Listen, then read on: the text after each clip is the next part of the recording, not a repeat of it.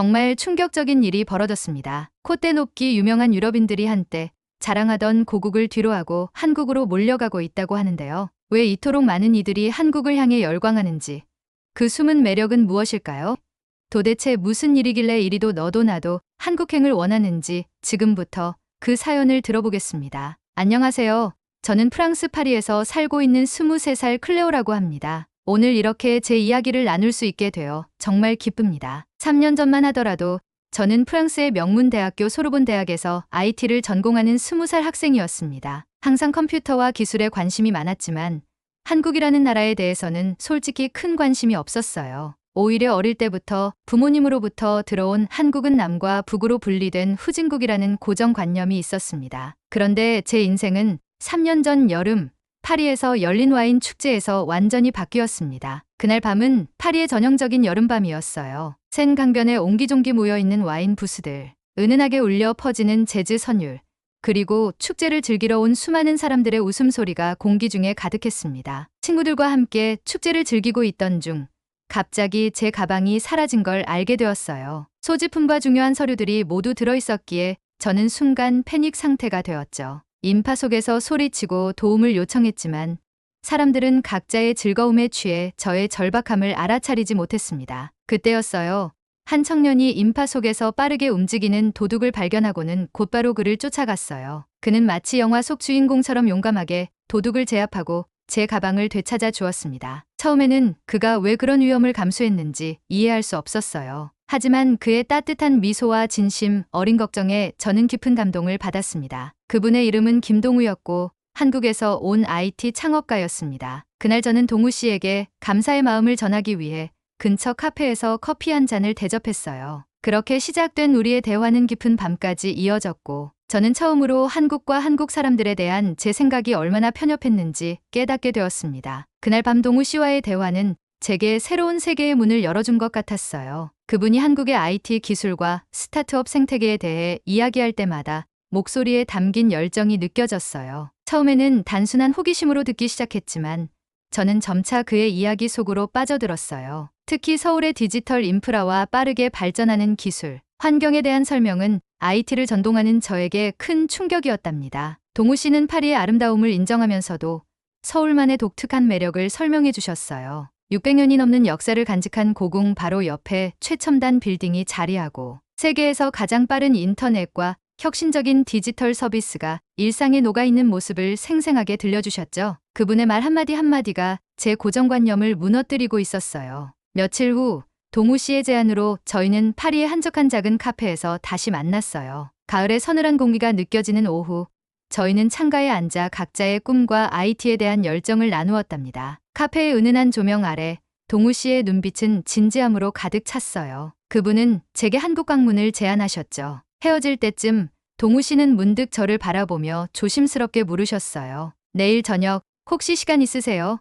그 순간 저는 이상하게 심장이 빠르게 뛰는 것을 느꼈어요. 단순한 호기심이나 감사함을 넘어서 그분에 대한 특별한 감정이 싹트고 있었던 것 같아요. 다음 날 저녁 동우 씨는 저를 에펠탑이 보이는 고급 레스토랑으로 초대해 주셨어요. 그날 밤 우리는 서로의 어린 시절 이야기부터 미래의 꿈까지 더 깊고 개인적인 대화를 나누었답니다. 동우 씨는 자신이 왜 한국을 떠나 세계 각국을 여행하게 되었는지, 그리고 어떻게 IT 스타트업을 창업하게 되었는지 이야기해 주셨어요. 사실 처음 클레오 씨를 도와드린 건 당연한 일이었어요. 하지만 대화를 나누면 나눌수록 당신의 순수한 열정과 지적인 호기심에 매료되고 있어요. 그의 솔직한 고백에 저는 얼굴이 뜨거워지는 것을 느꼈어요. 이런 감정은 처음이었거든요. 저도 용기를 내어 제 마음을 조금씩 열기 시작했답니다. 그렇게 우리의 관계는 단순한 친구를 넘어 서로에게 특별한 존재로 발전해 나갔어요. 시간이 흐를수록 동우 씨와 저는 더 자주 만나게 되었어요. 함께 루브르 박물관을 거닐며 예술에 관해 이야기하고 몽마르트 언덕에 올라 파리의 전경을 바라보며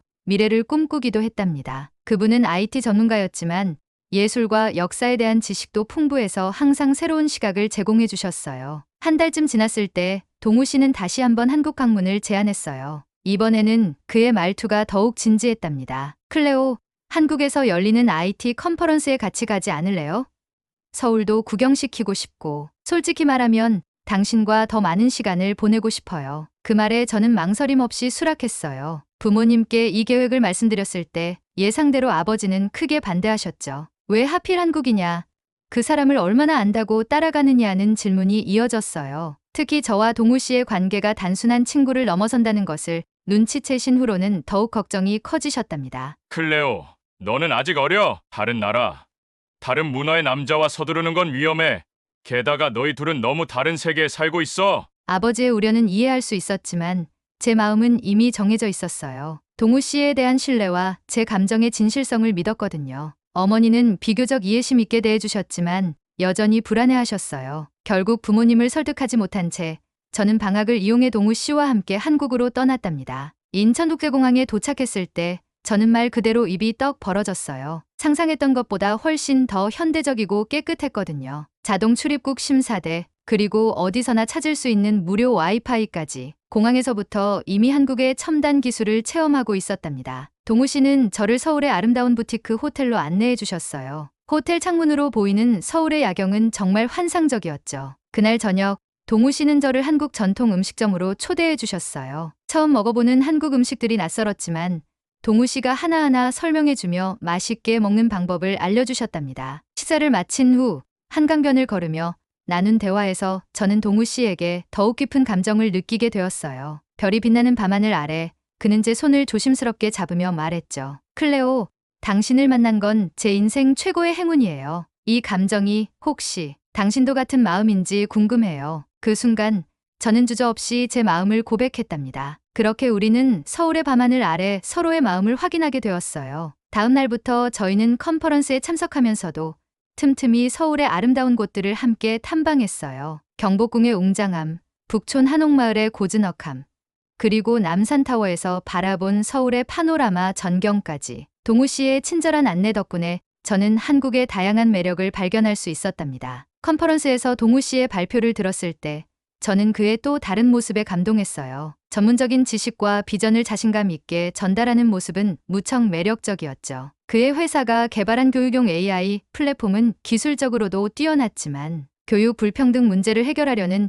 진정성이 담겨 있어 더욱 감동적이었답니다. 컨퍼런스 기간이 끝나갈 무렵 동우 씨는 제게 특별한 제안을 했어요. 바로 그의 스타트업에서 인턴십을 해보지 않겠냐는 거였죠. 저는 망설임 없이 수락했고 파리로 돌아가 학교에 휴학 신청을 하기로 결정했어요. 부모님께 이 소식을 전화로 알렸을 때 예상대로 격렬한 반대에 부딪혔답니다. 클레오, 정신 차려. 내가 알지도 못하는 외국에서 만난 지 얼마 되지도 않은 사람 때문에 학업을 중단한다고? 절대 안 돼. 아버지의 목소리는 분노와 걱정이 뒤섞여 있었어요. 어머니도 울먹이는 목소리로 빨리 돌아오라고 하셨죠. 하지만 저는 제 결정이 단순한 감정적 판단이 아니라 제 미래를 위한 중요한 선택임을 설명드렸어요. 학업은 언제든 이어갈 수 있지만 이런 기회는 다시 오지 않을 거라고요. 전화를 끊은 후 저는 한참 동안 눈물을 참지 못했어요. 동우 씨는 제 곁에서 조용히 위로해 주었죠. 그때 그가 한 말이 아직도 기억나요. 클레오, 당신의 결정을 존중해요. 하지만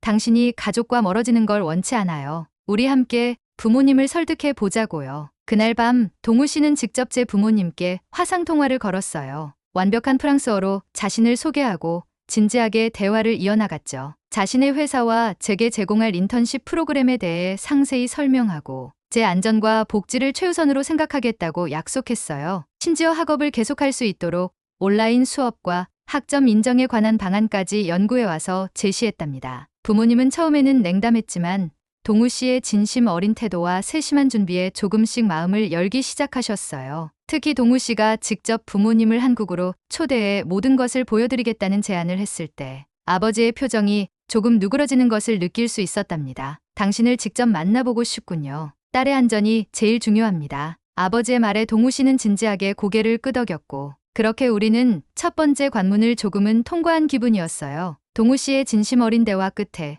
부모님은 제가 3개월간 인턴십을 해보는 것에 조건부로 동의해 주셨어요. 그리고 실제로 한 달 후 부모님이 저희를 방문하기로 결정하셨답니다. 저는 안도감과 함께 설렘을 느꼈어요. 부모님이 동우 씨를 직접 만나보고 제가 있는 환경을 확인하신다면 걱정을 덜 수 있을 테니까요. 그동안 저는 동우 씨의 회사에서 인턴으로 일하며 많은 것을 배웠어요. 작지만 열정적인 팀 분위기와 혁신적인 프로젝트들은 제가 대학에서 배울 수 없었던 실전 경험을 제공해 주었죠. 동우 씨는 멘토로서 항상 제 의견을 존중해주고 성장할 수 있는 기회를 만들어 주셨어요. 우리의 연인 관계는 직장에서는 철저히 분리했지만 퇴근 후에는 서울의 다양한 장소를 함께 탐험하며 더 깊은 사랑을 키워나갔답니다. 부모님이 도착하는 날, 동우 씨는 특별히 회사 일정을 조정해 직접 공항으로 마중을 나갔어요. 인천공항에 도착한 부모님의 표정은 여전히 긴장되어 있었지만 동우 씨가 유창한 프랑스어로 인사를 건네자 조금 놀라는 기색이 역력했답니다. 특히 아버지는 동우 씨가 프랑스 문화에 대해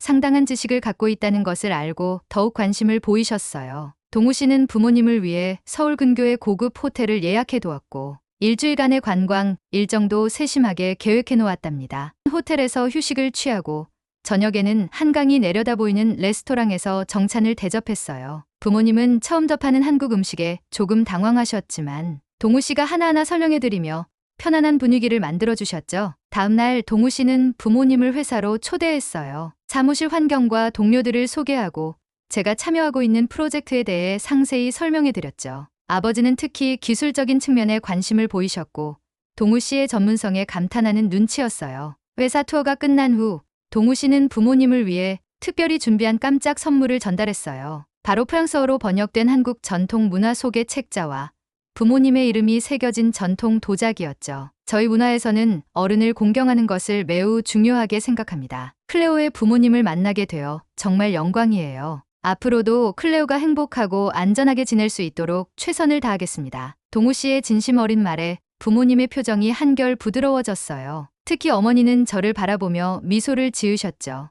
내가 왜 이 사람을 좋아하는지 조금은 알 것 같구나. 그날 저녁 동우 씨는 저희를 서울의 전통 한옥 마을로 안내했어요. 아름다운 전통 건축물과 현대 도시가 조화롭게 어우러진 풍경에 부모님은 감탄을 금치 못하셨답니다. 특히 아버지는 건축에 관심이 많으셔서 한옥의 친환경적 설계와 기능적인 미에 깊은 인상을 받으신 것 같았어요. 부모님의 방문은 생각보다 훨씬 성공적이었어요. 일주일 동안 동우 씨는 정성을 다해 한국의 아름다운 면모를 보여드렸고 부모님은 점차 한국과 동우 씨에 대한 편견을 버리기 시작하셨답니다. 특히 아버지는 동우 씨의 지식과 예의, 그리고 저를 향한 진심 어린 마음에 깊은 인상을 받으셨어요. 방문 마지막 날, 동우 씨는 저희 가족을 자신의 부모님 댁으로 초대했어요. 동우 씨의 부모님은 영어나 프랑스어를 못하셨지만 따뜻한 미소와 정성스러운 대접으로 진심을 전해주셨답니다. 동우 씨가 통역을 해주면서 두 가족은 서로의 문화와 전통에 대해 이야기를 나누었어요. 저녁 식사 중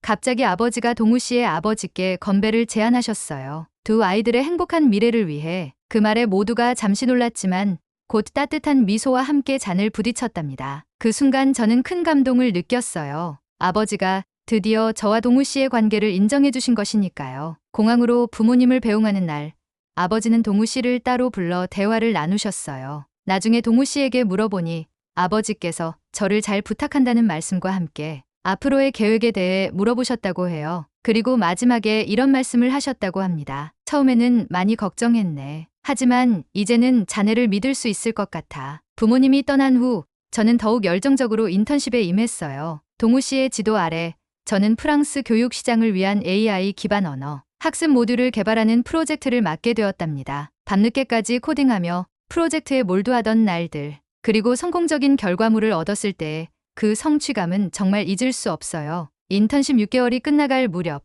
동우 씨는 저에게 정직원 제안을 했지만 저는 학업을 마치는 것도 중요하다고 생각했어요. 그래서 우리는 타협점을 찾았죠. 제가 파리로 돌아가 학업을 마치는 동안 원격으로 일할 수 있는 방안을 마련했어요. 그리고 동우 씨는 한 달에 한 번은 꼭 파리를 방문하겠다고 약속했답니다. 파리로 돌아가기 전날 밤, 동우 씨는 저를 한강 공원으로 데려갔어요. 별이 빛나는 밤하늘 아래 그는 갑자기 무릎을 꿇고 작은 상자를 꺼냈답니다. 클레오, 당신은 제 인생의 빛과 같은 존재예요. 함께 미래를 걸어갈 수 있을까요? 저는 감동의 눈물을 흘리며 그의 청혼을 받아들였어요. 그것은 약혼이었지만 우리는 제가 학업을 마치고 나서 정식으로 결혼식을 올리기로 약속했답니다. 동우 씨가 준비한 반지는 단순하면서도 아름다웠어요. 파리로 돌아온 저는 새로운 눈으로 모든 것을 바라보게 되었어요. 한국에서의 경험은 제 세계관을 완전히 바꿔놓았고 특히 IT 분야에 대한 시각과 접근 방식에도 큰 영향을 미쳤답니다. 학교에 복학한 저는 열정적으로 공부하는 한편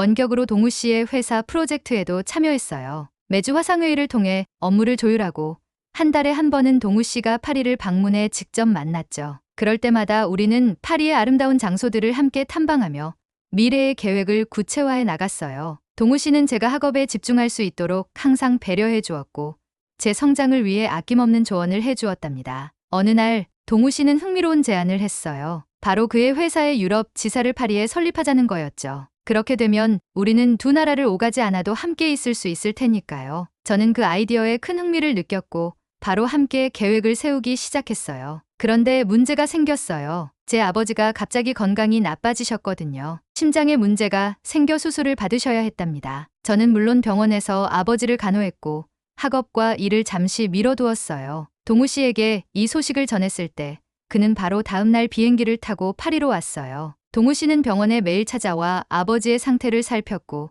의사와의 상담에도 함께 참여했어요. 놀랍게도 그는 심장질환에 대한 지식이 풍부했어요. 알고 보니 그의 할아버지도 비슷한 질환으로 고생하셨다고 해요. 동우 씨는 한국에서 유명한 심장 전문의를 알고 있었고 그 의사와 화상 상담을 주선해주기도 했답니다. 아버지는 처음에는 동우 씨의 도움을 불편해하셨지만 곧 그의 진심을 느끼셨나 봐요. 수술을 앞둔 밤 아버지는 동우 씨에게 이런 말씀을 하셨어요. 자네가 없었다면 지금 내 마음이 얼마나 불안했을지 모르겠네. 고맙네. 수술은 다행히 성공적이었고 아버지는 빠르게 회복하셨어요. 그 과정에서 동우 씨는 단 한 번도 제 곁을 떠나지 않았고 아버지가 완전히 회복하실 때까지 파리에 머물렀답니다. 그의 따뜻한 배려와 책임감은 우리 가족 모두의 마음을 완전히 사로잡았어요. 특히 아버지는 이제 동우 씨를 자신의 아들처럼 생각하신다고 말씀하셨죠. 클레오, 이제 알겠다. 내가 왜 그를 선택했는지. 국적이나 문화가 중요한 게 아니라 그 사람의 진심과 인품이 중요한 거지. 아버지의 그 말씀은 제게 큰 위안이 되었어요. 마침내 저희의 관계가 완전히 인정받은 것 같았으니까요. 아버지의 건강이 회복된 후 동우 씨와 저는 본격적으로 결혼 준비를 시작했어요. 우리는 두 나라의 문화를 모두 존중하는 결혼식을 계획했답니다. 프랑스에서는 가톨릭 전통에 따른 성당 예식을, 한국에서는 전통 혼례를 올리기로 했어요. 결혼 준비 과정에서 문화적 차이로 인한 작은 갈등도 있었지만 우리는 항상 서로를 이해하려고 노력했어요. 동우 씨는 제 가족 전통을 존중했고 저 역시 한국의 결혼 풍습을 배우려고 열심히 노력했답니다. 결혼식 한 달 전 동우 씨의 부모님께서 파리를 방문하셨어요. 두 가족이 함께 모여 저녁 식사를 하면서 양가 부모님들은 서로의 문화에 대해 이야기를 나누셨죠. 드디어 결혼식 날이 왔어요. 파리의 아름다운 노트르담 성당에서의 예식은 감동적이었어요. 동우 씨는 프랑스 전통 예복을 입고 제 앞에 서 있었고 저는 할머니께서 물려주신 웨딩드레스를 입고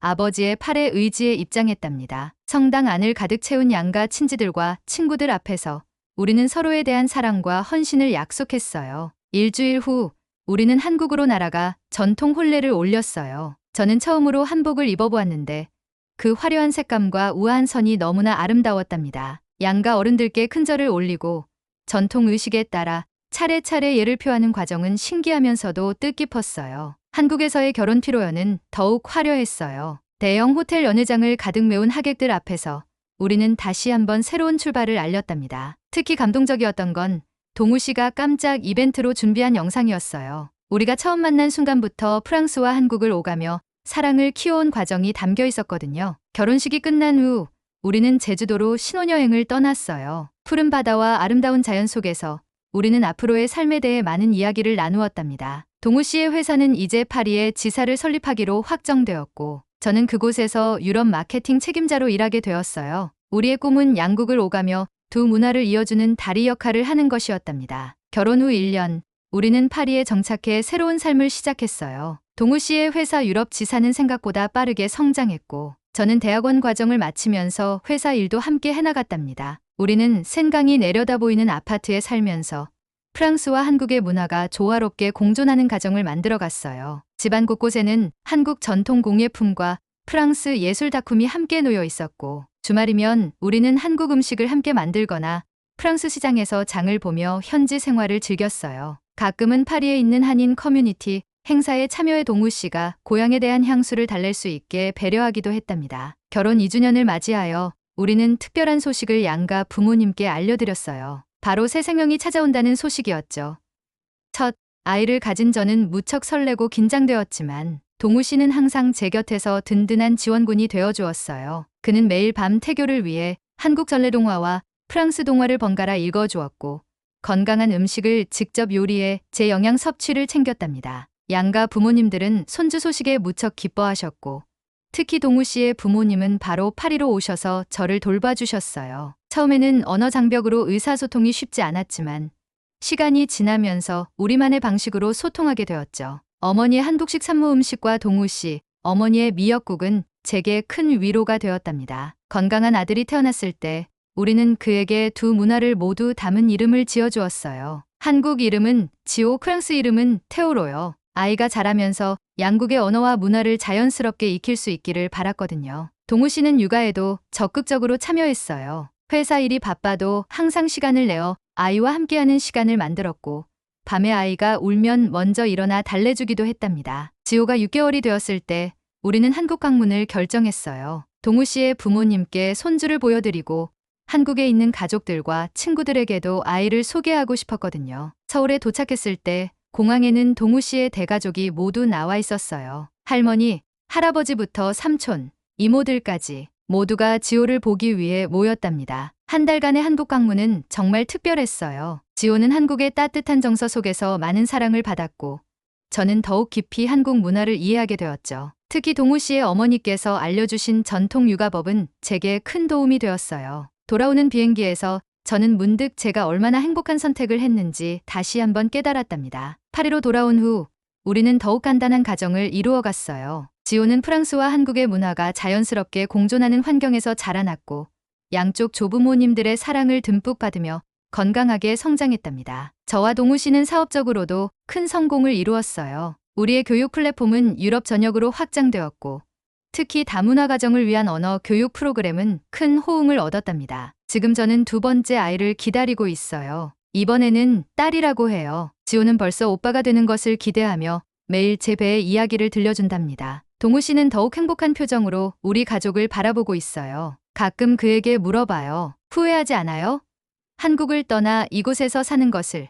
그러면 그는 항상 같은 대답을 해주죠. 당신과 지호, 그리고 곧 태어날 우리 딸이 내 고향이에요. 이렇게 저희는 서로 다른 문화와 배경을 가졌지만 서로를 존중하고 이해하며 아름다운 가정을 이루어가고 있답니다. 와인 축제에서의 우연한 만남이 저에게 이렇게 큰 행복을 가져다 줄 줄은 정말 몰랐어요. 앞으로도 우리는 두 나라, 두 문화 사이의 다리가 되어 더 많은 사람들에게 열린 마음과 새로운 가능성을 전하고 싶습니다. 오늘의 사연 재미있게 보셨나요? 오늘 전해드린 이야기가 여러분 마음속에 작은 울림을 남겼기를 바라요. 여러분의 생각을 댓글로 공유해 주시면 큰 힘이 됩니다. 만약 이 영상이 여러분의 하루에 따뜻한 순간을 더해줬다면 구독과 좋아요로 함께 응원해 주세요. 다음 시간에도 다양한 이야기로 찾아뵙겠습니다. 끝까지 시청해 주셔서 진심으로 감사드립니다.